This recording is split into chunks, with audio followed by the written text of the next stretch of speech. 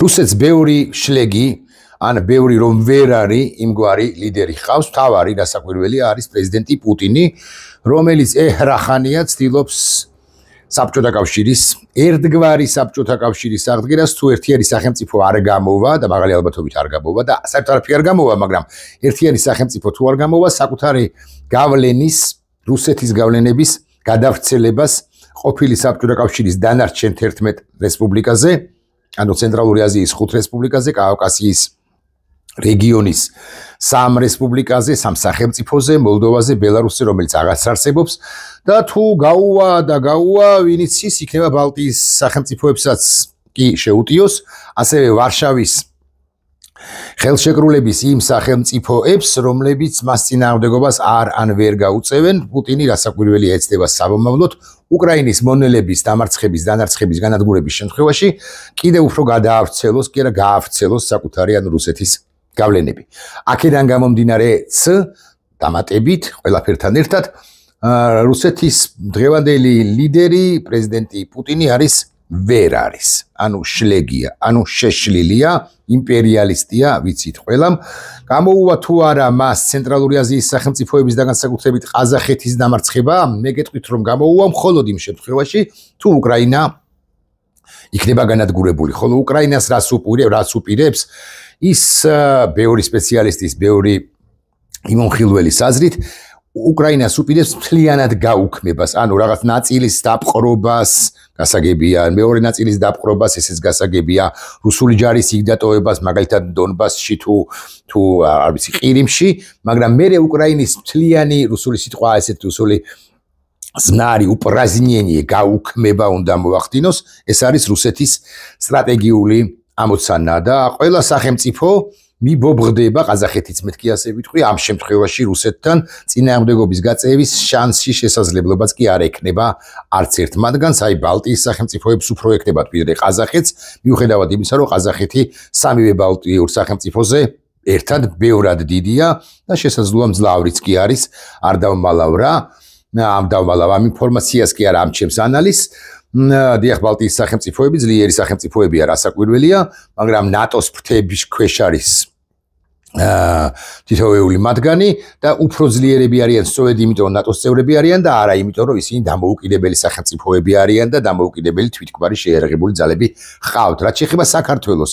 ის ისედაც დასუსტებულია, ბიძინა ივანიშვილმა ისედაც დეინსტიტუციონალიზაცია, დესუვერენიზაცია მოახდინა ამ ქვეყნისა, ყოველ შემთხვევაში სულ მინიმუმ ვიტყვი რომ ამ უმძიმეს მოსახვეებში შეგვიყვანა და საქართველო რასაკვირველია, ბიძინა ივანიშვილის საქართველოზე ვლაპარაკობ, ცხადია, მიბობრდება რუსეთთან თუ რუსეთი გაიმარჯვებს უკრაინაში, იქით შეეხვეწება მეთქი ბიძინა ივანიშვილი რუსეთს რომ მოდი ჩვენს დაგვიყვარიან, ჩვენთან შემოდი და ჩვენთან გამაგრდიო და ამ ყველაფრის შემდეგ კიდევ ერთხელ უნდა გავიმეორო თავარი წინააღმდება რომ უკრაინას რუსეთი რასაკვირველია ვერ დაამარცხებს. ეს არის ერთი აზრი. მეორე აზრი არის ის, რითიც დავიწყე, რუსეთს ბევრი ვერ არის ისეთი ლიდერი ხავს, ბევრი, ძალიან ბევრი, მაგრამ ბევრი რა, ერთი ათეულს ჩამოვასახელებ კაცი საბოლოო ჯამში, მაგრამ ერთ-ერთი მათგანი რომ ვერ არის ლოთი კაცი, რომელიც გამოტყრება ხოლმე უკაცრავად ამ სიტყვისთვის, გამოტყრება, გამოთვრება და მერე უკვე გამოდის საჯარო ასპარეზზე და აკეთებს ერთი მეორეზე უარეს ან საშინელ ან არასწორ განცხადებას და ეს კაცი იცით თქვენ, მიხვდით თქვენ ვიზეს ლაპარაკობ, ეს არის ყოფილი პრეზიდენტი დიმიტრი მედვედევი, რომელმაც რამდენიმე დღის წინ კი არა, აგე 4-5 საათის წინ ბრძანა, ყველას ვინც ღელავს და შურისძიებას ელოდება, ეს მესმისო, ეს ნორმალური ადამიანის თვისებაო, შურისძიება კი გარდაუვალიაო და ამასთანავე უნდა გვახსოვდესო და აგრძელებს. ჩვენი არმია აქტიურად უტევს და გააგრძელებს შეტევას, ყველაფერი რაც უნდა აფეთქდეს, აუცილებლად აფეთქდება, ხოლო ისინი ვინც უნდა განადგურდნენ, გაქრებიან. სტამბულის მოლაპარაკებები, იგულისხმება სტამბულში გუშინ გამართული მოლაპარაკებები, რომლებიც პრინციპში მაინც ასე უნდა ვთქვა, მიუხედავად ცალკეული მიღწევებისა, უშედეგოა. სტამბულის მოლაპარაკებები არ იმართება ვინმეს მიერ მოგონილ არარეალურ პირობებზე დამყარებული კომპრომისული მშვიდობისათვის, არამედ ჩვენი სწრაფი გამარჯვებისა და ნეონაცისტური ხელისუფლების სრულად განადგურებისათვის. სწორედ ეს არის რუსეთის მიერ გუშინ გამოქვეყნებული მემორანდუმის არსი, მემორანდუმზეც თუ მოვასწარით ლაპარაკი ვისაუბრებთ, ეს არის ყოფილი პრეზიდენტის უშიშროების საბჭოს მდივნის მოადგილე დიმიტრი მედვედევის, რომელიც ლოთია მეთქი აქ გითხარით მისი აზრი. ამ მოსაზრებას, ამ მის პოზიციას გამოეხმაურა თვით ლინცი გრემი, ანუ სენატორთა შორის, ასე უნდა დავარქვა, სენატორი, რომელიც მთავარი მოთავეა იმის, რომ შეერთებულმა შტატებმა დააწესოს უმკაცრესი და უმძიმესი სანქციები რუსეთის წინააღმდეგ და როგორც ჩანს, სენატორი გრემი თანამოაზრებთან ერთად გაიტანს ამ საკუთარ წინადადებას და პრეზიდენტი ტრამპი უკვე შემდგომ მოაწერს ხელს და ტრამპი, რომელიც ძალიან ხშირად გვეჩვენებოდა, რომ არის არათანმიმდევრული, ამბივალენტური, ვერ გადამწყვეტი საკითხებისა, როგორც ჩანს, მაინც მოექცევა, თუ გნებავთ ასე ვიტყვი, ეს კიდება ქართულ ოცნებას, მაგრამ მაინც deep state-ის გავლენის ქვეშ და აი თავარი deep state-ელი ბჭყალებში დასაკვირველია და ანუ ბჭყალებოთ როგორც უნდა ისე ჩათვალოს პაპუაშვილმა, თავარი deep state-ელი სენატორი ლინცი გრემი მედვედევის დღევანდელ განცხადებას ეხმაურება და ანუ იმ განცხადებას, სადაც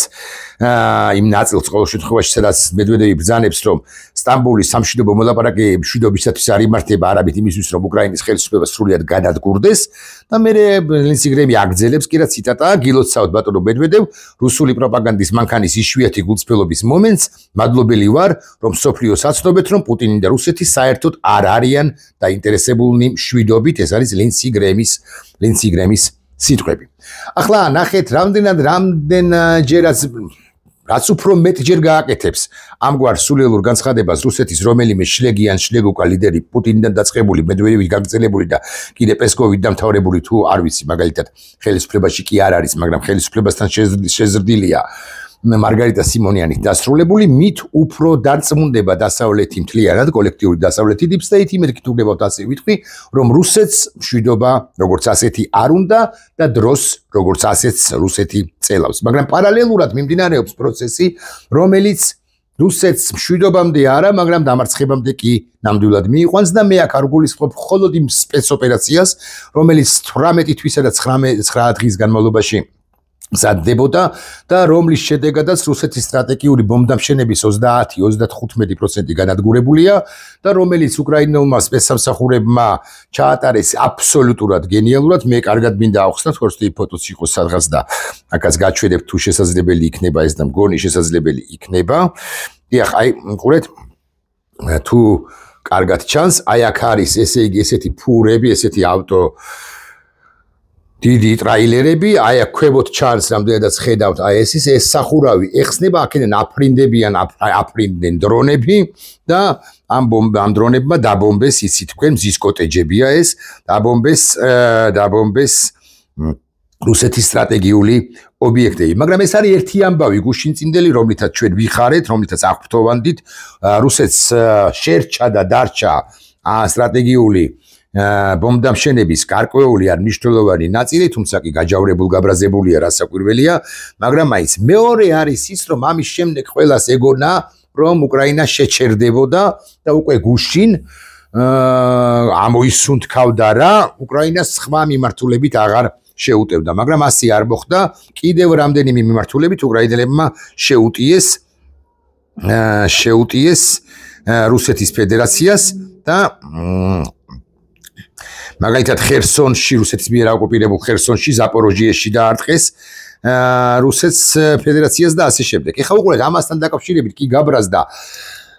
რუსეთის ფედერაცია, მაგრამ პრეზიდენტმა ზელენსკიმ გააკეთა ფრიად საინტერესო აქცენტების, ის საერთოდ აქცენტებს სვამს დიდოსტატურად, ასე ვიტყვი. და ნახეთ, როგორი საინტერესო აქცენტების განცხადება, არავის აინტერესებს რუსეთის ბრაზიო, ამბობს პრეზიდენტი ზელენსკი, რუსეთმა უნდა დაასრულოს ომი, ანუ ამ შემთხვევაში პრეზიდენტი ზელენსკი კიდევ ერთხელ ეუბნება ტრამპს, რომ მე ომის დასრულების მომხრე ვარო, ჩვენ მთელმა მსოფლიომ სულ მცირე უნდა ვცადოთ მისი შეჩერება და შეჩერებას რომ ცდილობს მსოფლიო და უფრო აქტიურად ეცდება, ამის დასტური არის თუნდაც ხსენებული გრემის მიერ შემუშავებული აქციათა პაკეტი, რომელსაც მოაწერს ხელს ტრამპი და რომ მოაწერს ხელს, ამის დასტური არის ისიც, რომ არა მხოლოდ სენატორი გრემი, არამედ კონგრესმენი მაიკ ჯონსონი, ხო, რომელიც წარმომადგენელთა პალატის სპიკერია და ტრამპის დიდი მომხრეა, ანუ ქვედა პალატაში, ამბობს, რომ დამანგრეველი სანქციების შემოღებას დაუჭერს მხარს კონგრესში მრავალი წელია, ვინც ითხოვს რუსეთისათვის, წევრია, ვინც ითხოვს რუსეთისათვის მაქსიმალურ მკაცრი სანქციების დაწესებას, მე ამას სრულიად ვუჭერ მხარს, სხვა შორის ეს ის მაიკ ჯონსონია, რომელიც წლების განმავლობაში კი არა, თვეების განმავლობაში წინააღმდეგობას უწევდა წინა ადმინისტრაციას, ანუ ბაიდენის ადმინისტრაციას, 61 მილიარდი დოლარის გამოყოფისა და აქვე უნდა გავიხსენო, რომ ტრამპმა უკრაინაში ომის მოგვარებასთან დაკავშირებით საკუთარი მოთმინების ზღვარს მიაღწია შეერთებულ შტატებში, ამერიკის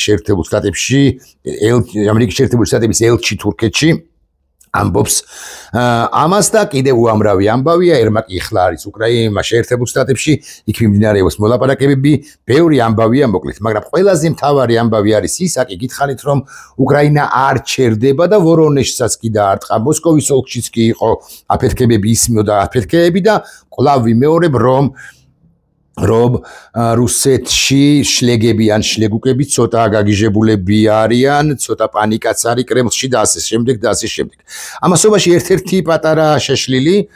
ლუკა, ესე ვიტყვი, პესკოვი როა ეს კაცი, ამბობს შემდეგ რამეს, რომ პუტინს, ტრამპსა და ზელენსკის შორის უახლოეს მომავალში შეხვედრა ნაკლებად სავარაუდოაო, ასეთი კონტაქტები ტაქტიკური, ტექნიკური შეთანხმების შედეგი უნდა იყოსო. ზელენსკის განცხადება სტამბოლის მოლაპარაკებაში არ აქვს მნიშვნელობა, ეხა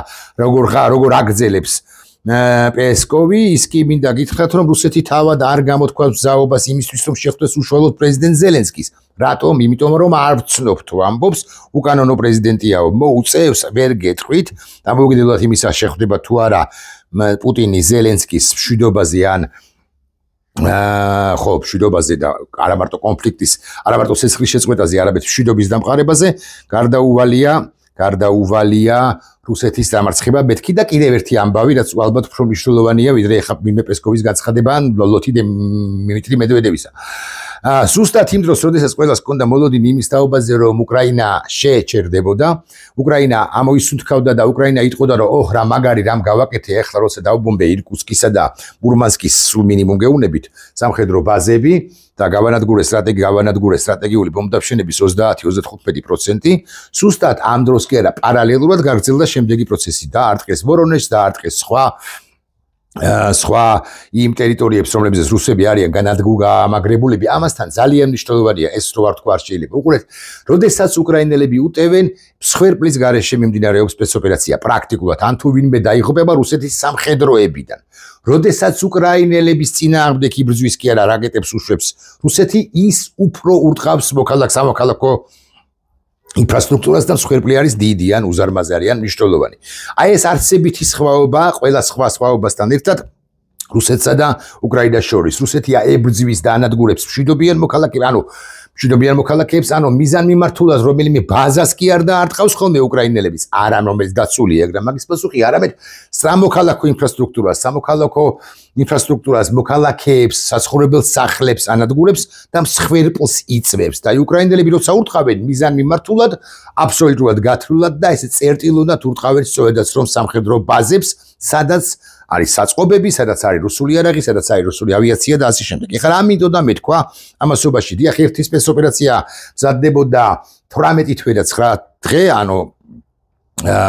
პაუცინა როგორ არის ობობის ქსელი, ის რაც მოხდა, ისი თქვენ 2 დღის წინ, მაგრამ პარალელურად მოხდა შემდეგი რამ, რომ უკრაინელებმა ბრახტა ააფეთქეს ის ზონები და საყრდენები ყირიმის ხიდისა, რომლების სტრატეგიულად მნიშვნელოვანია და ამ ხიდის ფუნქციონირებას, მოდი ასე ვიტყვი, ხელს შეუშლის, ანუ ისეთი აღარ არის, საერთოდ იქნება თუ არა ეს ხიდი ღმერთმა უწყის. ეს არის კადრები, თუ გაჩვენებთ, დიახ, გაჩვენებთ.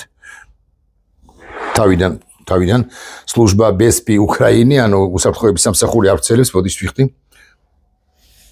ბახ, დააფეთქდა. ხო, საყრდენები აღარგან არის ფოტოს გამოქვეყნებული კონკრეტულად რომელი საყრდენებია, ეს ითლად მონიშნული, ანუ ცენტრალური საყრდენებია აფეთქებული ეს და რამდენადაც ხვდები, აი ეს ოდნავ სიღრმეში რაც ჩანს თუ ჩანს.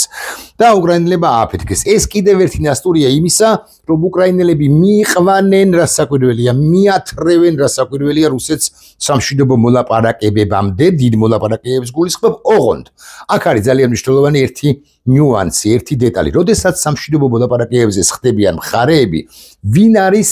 პირველ მთქმელიან, მთავარ მთქმელიან, ვისი პირობები ექნება დაკმაყოფილებული, თუ იქნება ვინმესი დაკმაყოფილებული საერთოდ. მოკლედ, სხვანაირად ვთქვათ, ძალის პოზიციიდან, გამარჯვებულის პოზიციიდან, უპირატესობის მქონეს პოზიციიდან ვინ საუბრობს. აი ეს მოლაპარაკებები რო გამართულიყო, პირობითად ლაპარაკობ მარტის 17-ში.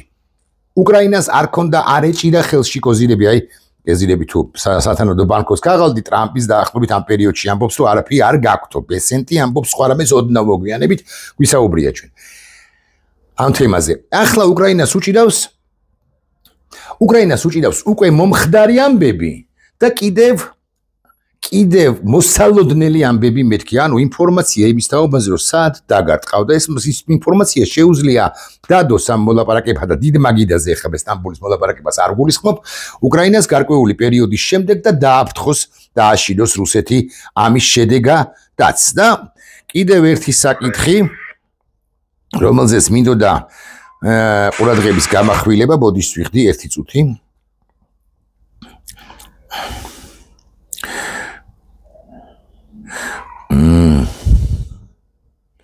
ხო რუსეთის პირობები დიახ ხო მე ხო ბოდიში მემორანდუმი ვახსენე და ბარემ ამასაც ვიტყვი ხო რუსეთის პირობები ასეთია უკრაინის ჯარების სრული გაყვანა დონეცკიდან ანუ რუსები ადასტურებენ დონეცკში არიან უკრაინელები ლუჰანსკიდან ანუ რუსები ადასტურებენ რომ ლუჰანსკში არიან არა აქამდე ამბობდნენ რომ 100% ვაკონტროლებთ ამ ორი ოლქისაო ხერსონიდან სადაც 50% აკონტროლებენ რუსები და ამას აღიარებენ კიდეც ზაპოროჟიედან ცეცხლის შეწყვეტიდან 30 დღის განმავლობაში. ყირიმის დონბასისა და ნოვოროსიის საერთაშორისო აღიარება რუსეთის ნაწილად ანუ უნდა რომ ევროკავშირმა ნატომ ნაცალკეულმა სახელმწიფოებმა ნოვოროსიის ტერიტორია დააღიაროს და მეცინება მაგრამ აი შლეგებს მოძდით ესეთი აზრები თავში რას იზავთ ესეთია ცხოვრება უკრაინის ნეიტრალიტეტი ჩვენ სხვადასხვა ამას გთხოვენ აი ვატო შაქარაშვილმა რო შექმნა ეს ორგანიზაცია ის ხო ნეიტრალური საქართველოს აგენტები რო არიან ხო ის კაკაბაძე და სხვები ხო ისინი ხო საბოლოო ჯამში რუსეთის აგენტები ისინი ხო ნიადაგს ამზადებენ იმისთვის რომ ამ აგენტ ხელისუფლებას უბიძგონ იმისკენ რომ ეს გადაწყვეტილება მიიღოს როცა იქნება.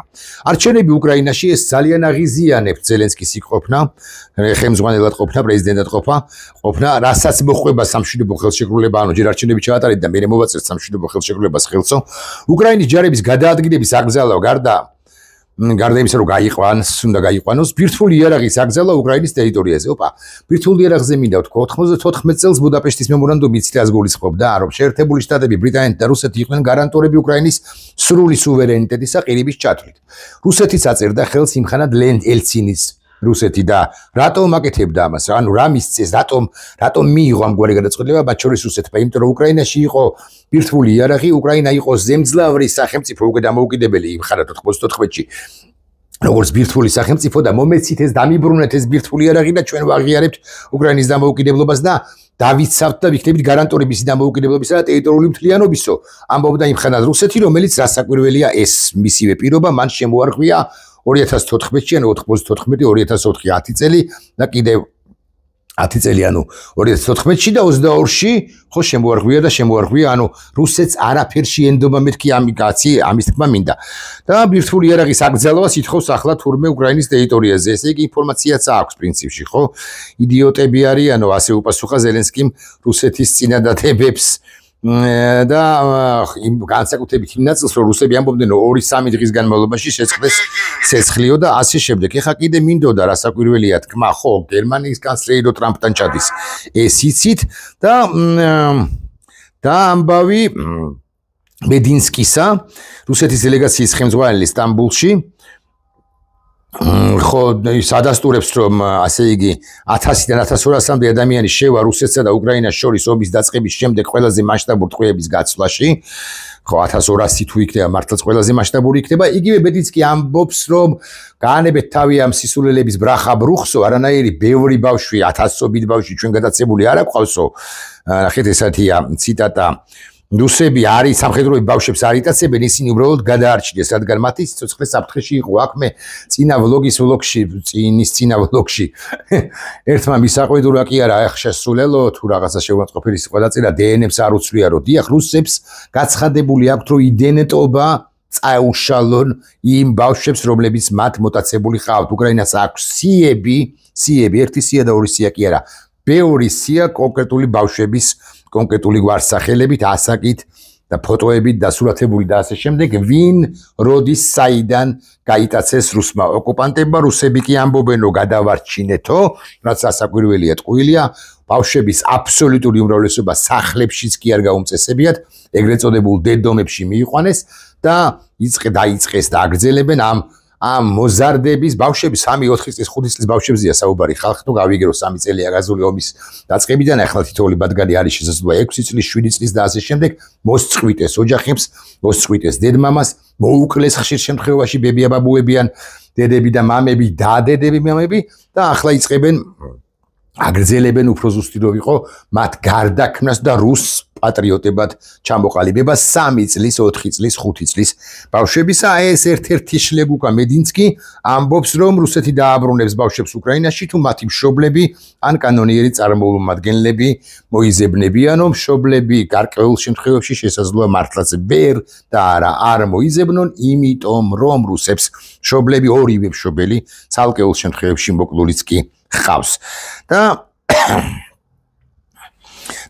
Financial Times-ის ბოლო ინფორმაცია არ აპირებს რუსეთი პუტინი უკან დახევას თავისი მაქსიმალისტური მოთხოვნებიდან, ამიტომ სტამბოლში მნიშვნელოვანი წიაღწევები არც მომხდარა და არც მოხდება არანაირ სტამბოლში, იმიტომ რომ რუსეთი ლაბარაკობს დღენია და გერცე პირველначальные причины, ანუ ძირეული საფუძვლები თუ მიზეზები აღებობხოთ ამ კონფლიქტისაო და